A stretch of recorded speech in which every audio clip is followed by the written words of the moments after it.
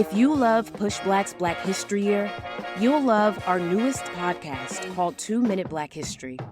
In only 2 minutes, you'll hear little-known stories about our people and reclaim the knowledge we need to take action and advance our community. To move towards the future, you've got to look to the past. Learn the history you didn't get in school.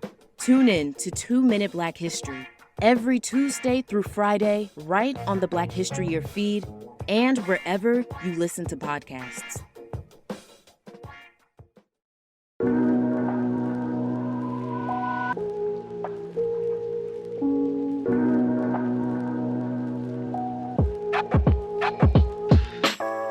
Savages, slaves, mammies, and maids. These are the roles Black actors have played in films that have saturated Hollywood for decades.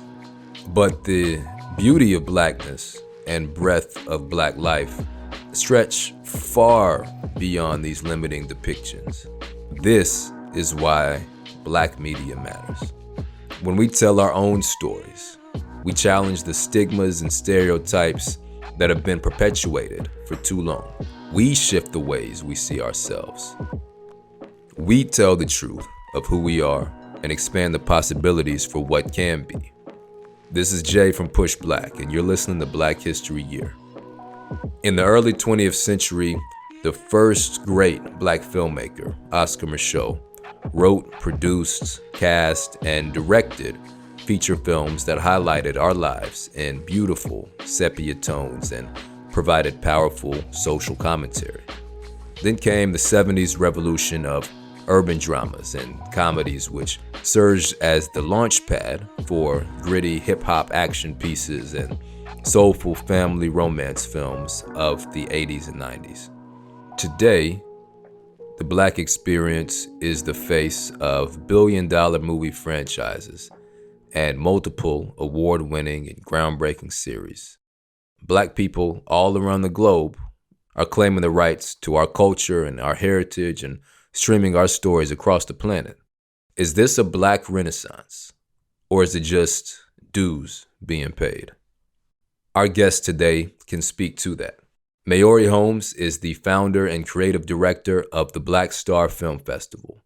BlackStar creates the spaces and resources needed to uplift the work of Black artists working outside of the confines of genre. They elevate artists who are overlooked, invisibilized, or misunderstood, and celebrate the wide spectrum of aesthetics, storytelling, and experiences that they bring. So her insight is going to make for a great conversation. But first, the story of one woman's refusal to have her identity mandated by Hollywood and the change it inspired. The tragic mulatto was a very popular film and literature trope during the 19th and 20th centuries. Countless stories revolved around a mixed-race character who was sad and enraged that they didn't fit perfectly into the white world. Freddie Washington, an early Hollywood actress, could have fit perfectly. She was mixed, light-skinned, and passed. Her early roles played on these stereotypes, including her best-known role in the classic 1934 movie Imitation of Life, but she refused to be boxed in. After being typecast in similar roles time after time, she was done. She refused to keep contributing to this problematic narrative and was tired of Hollywood's lack of diversity. So she made some dramatic moves.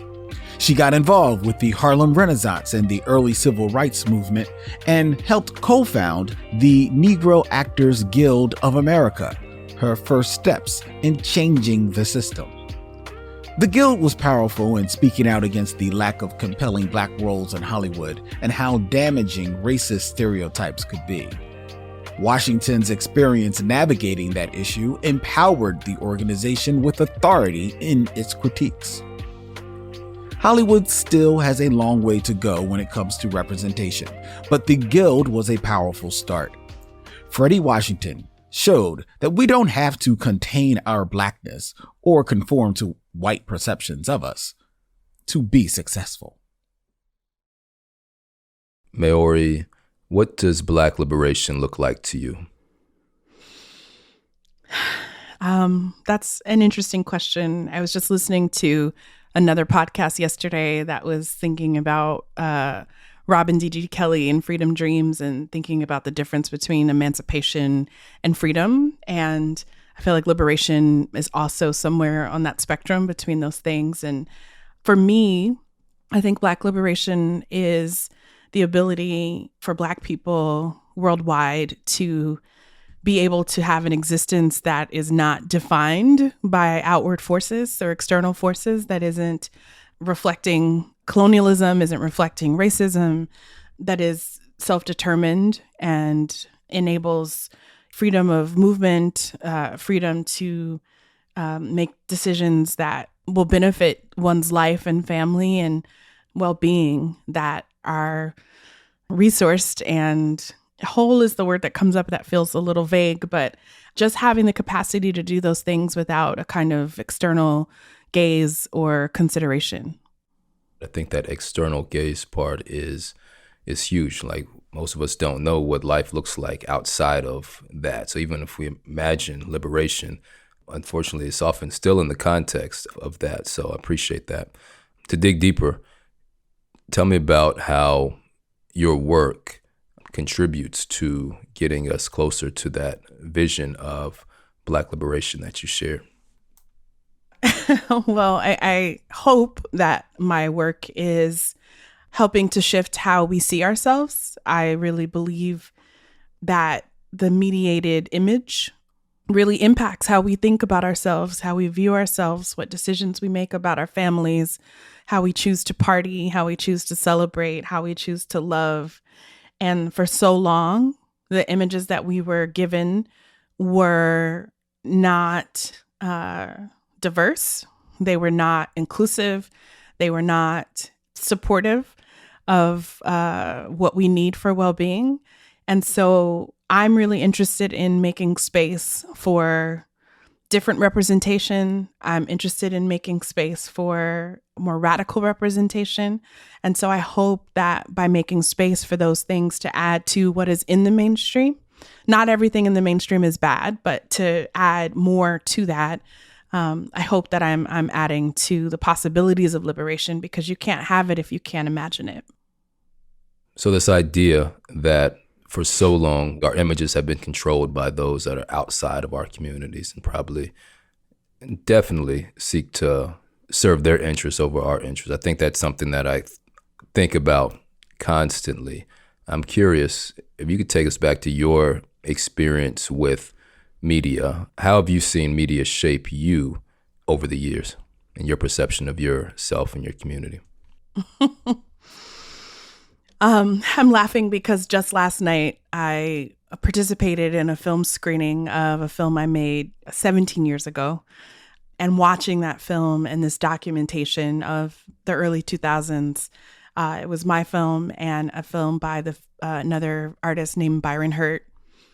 My film came out in 2005. His film came out in 2006. And they were both looking at hip hop in the US. And it's wild to think about so many of the images of music videos.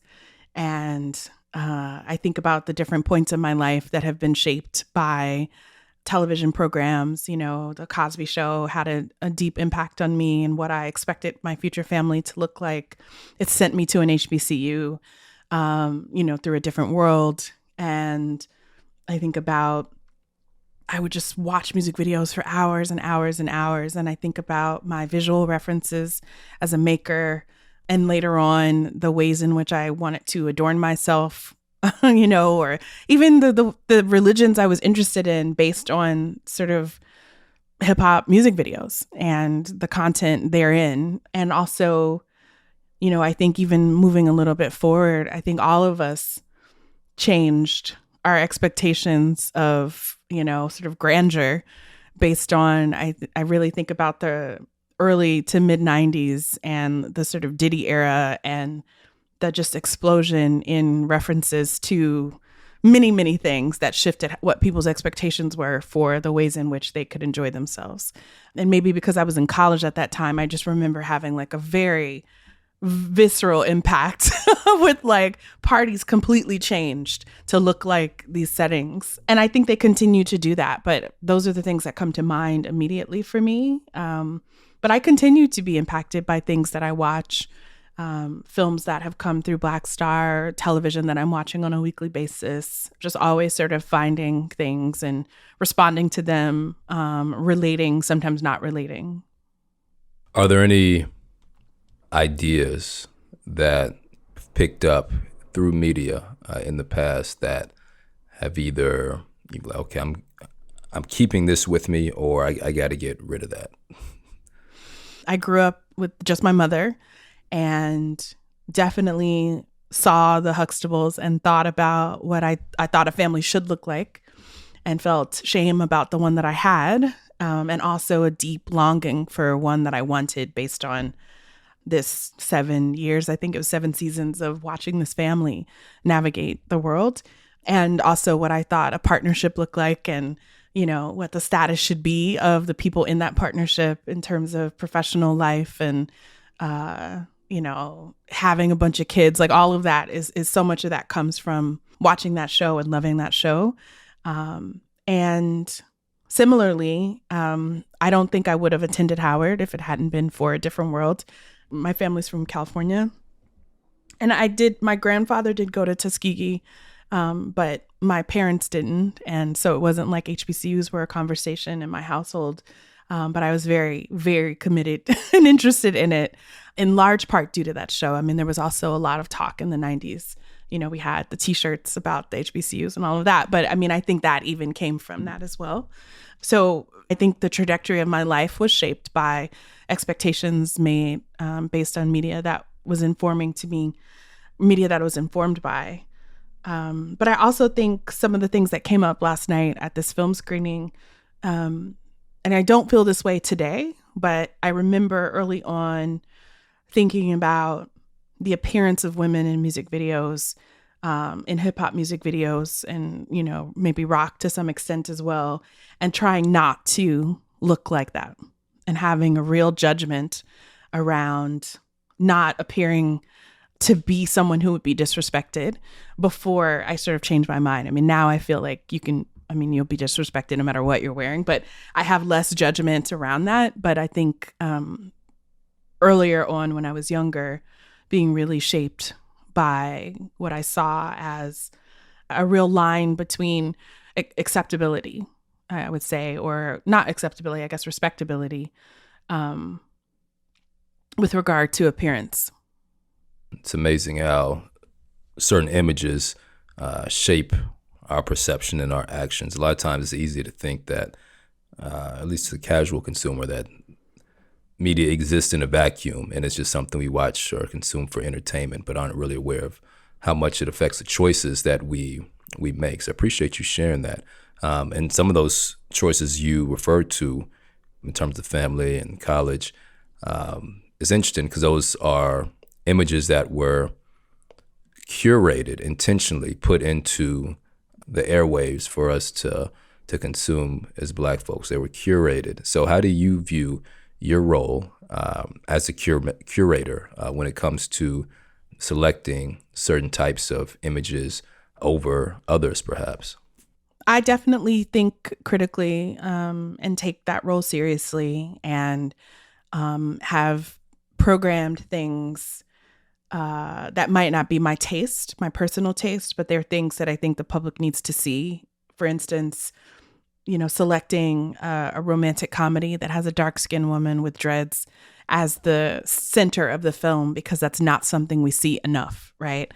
So making intentional decisions around something as simple as that, or more complicated, making sure that a film about a trans activist who died makes it into the festival, even if the film isn't necessarily technically appealing. But at the time, I think when I'm thinking about this one film in particular, it was urgent and it was rare. And so it was important to include it in the program so that people would be aware of this issue. And I've definitely done that many times, like thought about the urgency of a particular political issue, or think about things from an aesthetic issue.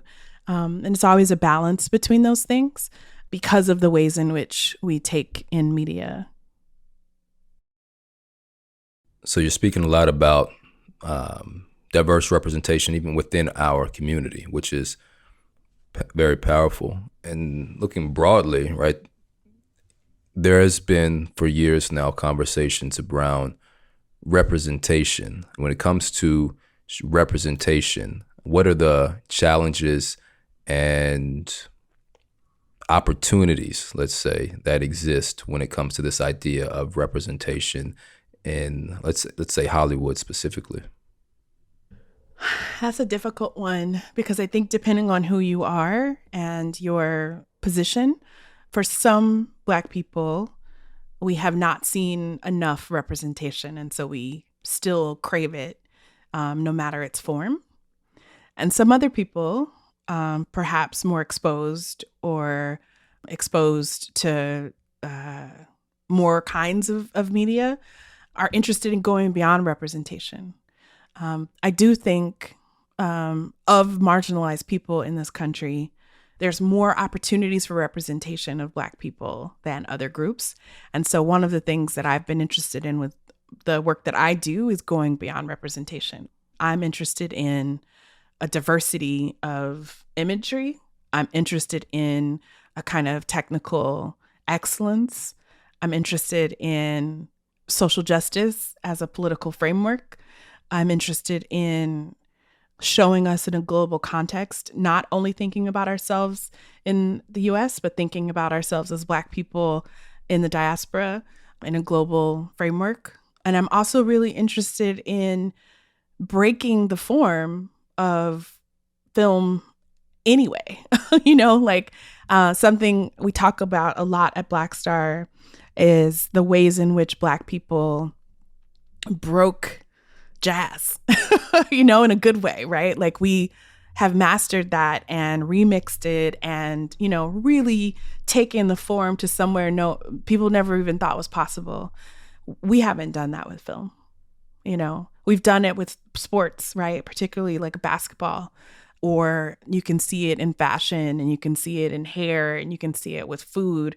There's so many things in our culture where we have just really, really experimented and innovated, and we have a lot of room to grow in the film and television space. So I'm interested in that stuff. And so for me, it's not enough that a Black person is on the screen. I'm really invested in Black people behind the screen. So our festival focuses on Black and brown directors, period. It's not about necessarily who's on the screen. It's about who's behind it. Even better would be also Black and brown writers, Black and brown producers, et cetera. We can't even get started at the funding. That's like a whole nother level. But just taking the directors as the main architect of the work, being really, really crucially interested in that, because to me, that is the work, is the director's vision. And I think for so long, we've been really satisfied with having Black people on screen. And that is not enough, because those Black people could be on screen mimicking whiteness. They could be on screen through a white lens, and if it's a white director or a white writer, et cetera. They could also be perpetuating stereotypes. They could be, creating harm. And so for me, representation in our case is not enough. What are some of the best examples of how you've seen Black creators express self-determination through the work that they're putting out? Well, I think Black artists have to be clear about why they're making work. If it is to make money, then that is going to have certain considerations. And if it is to move us along artistically, then that's going to have another set of considerations. Sometimes they get to meet, but often they don't. And so I think being really clear about why one is working in the field is important. And I only say that because it might be important to gain power or influence and perhaps money along the way. And you might work on projects you're not invested in, or you may accept aesthetic or other kinds of decisions that are not of personal interest to you, but they are a way to get the job and get the bag, right? If you are thinking sort of art first, those concerns are less important and the art is most important, right? And so you will have to make sacrifices often, and be careful about the partnerships that you make to make the product. What's really, really challenging, and I don't think people appreciate it enough, is how expensive it is to make film and television at the level at which we're all expecting. And so once things involve millions and millions of dollars, there's going to be hands in the pot. There are studios in the pot. There are global heads of studios in the pot. And it changes what you're able to do. And so what's really brilliant about this moment is the kind of work that people make from their phones for TikTok, right? And that is something for free, right? And many people practice there. Many people are happy for it just to be there. But that's really different than a Black Panther, which requires several years and, hundreds of millions of dollars to execute. And so those are just different playing grounds. And, I think they both need to exist. And we need all of that representation and all of those experiences. One of my favorite quotes from Black cinema, Hollywood Shuffle, right? There's always work at the post office. I'm very critical of roles that Black actors take and some choices that they make. And then they say, well, it's hard to get work out here. We got to get some work. But then I always refer back to that line. There's always work at the post office. So what are your thoughts on that quote specifically and that sort of paradox of like trying to be a working actor or creator, but, there's difficult choices that have to be made sometimes? Yeah. I think for actors, it's even more difficult than for directors because you're not always in charge of the product that you're participating in. And so you have less agency at the shaping of the roles, right? So you're auditioning for things that are available. And oftentimes for Black people, they are not always good ones, like just sort of a basic thing. And I think, yes, if it is just about making money, there is always a job at the post office. But in reality, if you're not working, then people won't call on you, right? And when you go to the next audition, the question will be, well, where have you been? And you can't say I was at the post office, right? Like you're supposed to have been training and, out there and getting cast and things, right? The other thing that any artist has to do, and this is music, food, like everything that we think of, you have to practice. So you could be at the post office, but you better be in community theater in the evening. You know what I mean? Like you have to keep sort of working your muscle. And so I think some actors choose to practice doing maybe roles that aren't the most interesting to them. But then there are also other actors. I think about Mahershala Ali as an example of someone who has been just exceptionally disciplined at the ways in which he'll appear on camera, the kinds of roles that he will take, the ones he won't, and he's definitely a model, I think, for someone who, as far as I know, is not sort of to the manner born. He's not some rich person, but was able to set that kind of internal guidepost for himself of how he wanted to be presented and move forward. Everyone isn't that principled, right? And that's just the reality of our society. But I definitely look at his example. But I also understand the other kinds of examples, and I don't necessarily want to call anyone out. But, I watch a lot of nonsense, right? Like just as a break. Yeah. Someone has to work in that. And so, I'm not mad at people who choose to participate in those projects as workers either, because they do bring people some kind of joy. I hear that. There's always been this conversation around positive Black images, which I think also requires some more unpacking and nuance. I'm not sure if that's the end all be all, is whether some people say, hey, we need more positive Black images. our images of Black folks in the media. I'm curious about your thoughts around that concept. Yeah, I think focusing only on positive Black images is being stuck in a kind of respectability politics that is a reaction to white supremacy. And that is not of interest to me right now. I can understand 100 years ago why people felt that might be important. But I think for our current moment, it is not interesting to me. It is not whole. It is still a stereotype. It is lacking in nuance, right? And it isn't a fair representation because it isn't seeing our humanity. And that is what art is supposed to do. It is supposed to represent us as human. And so we can't be perfect. That is not human, right? And so characters that are flawed, that are layered, that are complicated are more like what human life is like. And so I'm more interested in that than in flat caricature in either direction, positive or negative. For sure.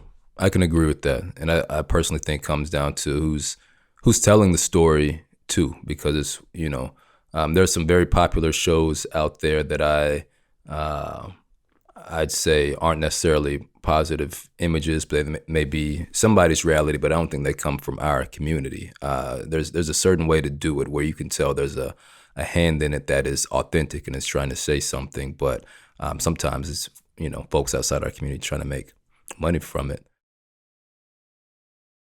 You mentioned perhaps the need for positive images maybe 100 years ago being more relevant than today in a sense. What type of cues do you take from history when it comes to Black cinema, Black cinematic history in particular? That's a work in progress. I mean, I feel like there's so much to learn still about our participation in the form. And even though I majored in history and I feel like I've been thinking about this for a long time, I every week am learning. I think more recently, in doing the work that I've come to do as a maker and also the festival, I'm definitely thinking about who came before us and what their attempts were and how we can keep them front of mind so that we're not unnecessarily repeating things, but also so that we're not dropping so many of the gems that they set up for us. I think there's so much to learn from the Black arts movement, just writ large. And filmmaking at that time and theater at that time is really, really critical. And sometimes I'm worried that we've dropped it. We think about these moments, these so-called Black renaissances, and they always sort of drop off and forget the people that were there just 20 years prior. And so I think about the kind of work that was made in, say, the LA Rebellion, or the work that's made even in the beginning of the Blaxploitation era, or I was watching the documentary on Sidney Poitier the other day and thinking about some of the films that he made when he was director. We don't know enough about that work and aren't referencing it in our own work. We're kind of like self-reflexive. People are like Solange, and I'm not knocking Solange, but who are her influences, right? I was talking with some of my staff, most of whom are much younger than me, about film from the 90s, and they don't know it. Yeah. People haven't seen Hollywood Shuffle. You're referencing that. That film is incredibly important, and so many people haven't seen it now, For sure. And I think that there's been some interesting things done, as you mentioned, that could be referenced, especially to the points you raised about the different aesthetic styles that we could create or build on. I think of conversations that I've had over the years with a colleague of mine. So we're both filmmakers as well. And he actually had a film in BlackStar, a filmmaker named Darren Wallace. I think his film Savage vs. the Void was in there a couple years ago. And we've been talking about this idea of a Black cinematic vernacular, which is what you're talking about. Like, what are the ways that we can look at the work we've done in other art forms and in this art form too, and use our cultural influences to create something that is breaking the mold of Hollywood. And I think a big part of that is looking at history, looking at those who came before us and attempted to do something that may have been outside of the system. I'm going to ask you a question related to one of my least favorite questions. As a filmmaker, people ask me, hey, what's your favorite film? I hate that question. All right. Do you have a favorite film? And if so, what is it? Or even more interesting to me, is there a Black film that you would say is the most important film when it comes to Black culture? Yeah, that's a terrible question. and nearly impossible to answer, because I think it just sort of depends on one's own interest and, position. I'll say a lightning rod film for me that I'm always returning to and just always thinking about, and taught me so much. It like broke my brain in terms of shifting how I think about what film can do. And that's Daughters of the Dust by Julie Dash. It's a film that took her 10 years to finish. So I think that's also really important to say, because even though it comes out in 91, so much of the 80s is also present in the making of that. But I also feel like we can't ignore the impact of Spike Lee, and particularly his early work. And I think about Do the Right Thing, or She's Gotta Have It, and the ways in which just one, from a production standpoint, the people he employed became the industry, Yeah. And that was really, really critical and important. I don't think this is a good film, but the technique in it continues to inspire us. And that's Belly, right? So much of that, particularly the cinematography, has shaped how we see things and how we make work, right? Like everybody now has a club scene that is either flooded in red or flooded in blue. And we didn't have that before Belly. I think about, Killer of Sheep, even though many, many people haven't seen it, they are referencing Khalil Joseph, and Khalil is referencing that, right? And so I think that's one of my personal favorites for sure, Killer Sheep. Yeah, it's really important. But also because Black people have not been making work for as long as and not been making it at a high level for as long as we've had cinema, we also can't limit ourselves to what we've made, to how we see, right? I think about the references that Barry Jenkins talks about in Moonlight. And just one, for instance, being Wong Kar-wai, right? Thinking about his work, Wong Kar-wai's work, and the impacts of that in The Mood for Love on Barry Jenkins' eye, but also the number of Iranian directors, and of course, white European directors and white American directors, and the ways in which we see work. So we have to sort of have a real sense of film history broadly, not just our participation in it, to really, really understand the ways in which the medium is being molded. But I think there's so many touch points for our own participation through performance or through directing or cinematography that we could go on for days. It's definitely not one film, for sure. For sure. I appreciate you taking a stab at that one. So as we get closer to time, looking to the future, the work that you and others in your sphere are doing, when we take the power to curate, control the images for us and by us at scale, what happens then?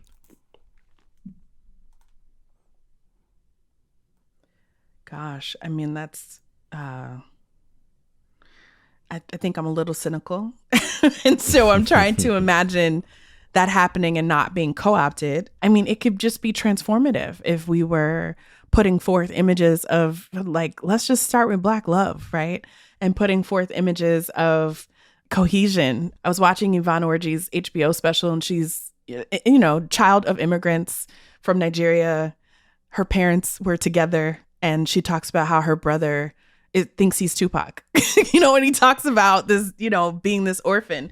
And it's because it's a seductive imagery, right, that has been put forth in the mainstream media. And so as much as I was seduced by the Huxtables, there are many people who were seduced by so-called gangster rap, right? I mean, I say that in huge air quotes, but thinking about that imagery of, like, a thug or whatever Tupac represents, that someone would rewrite their actual life to be more like that. So if we had control and could present more complicated images, or more of a diversity of images, that people wouldn't have to choose from these really tired, fantastic tropes. They're fantastic, that you have this kind of myth of someone like a Tupac, or a myth of, I think even about Little Kim as a figure, right? Like, she was so extreme because that was what made it compelling, rather than someone with more nuance and more interiority being expressed. You just described what's possible when we are able to create more complicated images. In 1 minute, could you describe how we obtain the power to do that? I think more of us need to be invested in the full industry of film and television making beyond directors and actors. We need people to consider editing. We need people to consider composing. We need people to consider being executives and learning the business of it. And so I think about people sort of mastering all of the spaces that make up the industry in order for us to create a separate one. That would be my 1 minute answer. I also think there's something about being really, really clear about purpose and always coming back to that purpose, because I think it's really easy to get lost in the glamour of the industry if you're not clear about why you're in it.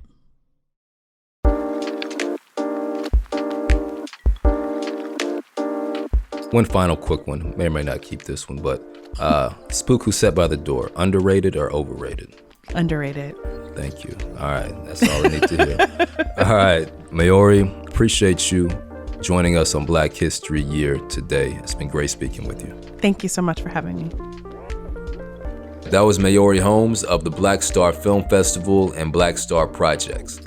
To learn more about the festival and its programming, visit blackstarfest.org.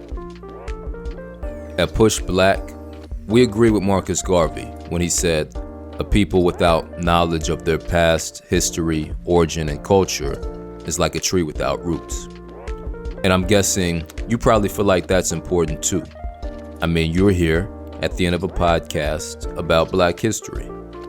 You matter. Your choice to be here matters.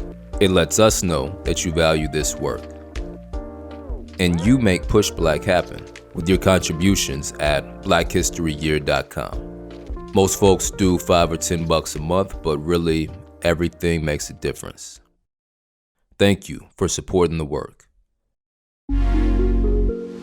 Black History Year is a production of Push Black, the nation's largest nonprofit Black media company. Our team includes Tariq Alani, Brooke Brown, Tasha Taylor, and Lily Workna. Producing this episode, we have Sydney Smith and Lynn Webb for Push Black, and Ronald Young Jr., who also edits the show. Black History Year's executive producers are Michael L. Sesser for Lemon House and Julian Walker for Push Black. Peace.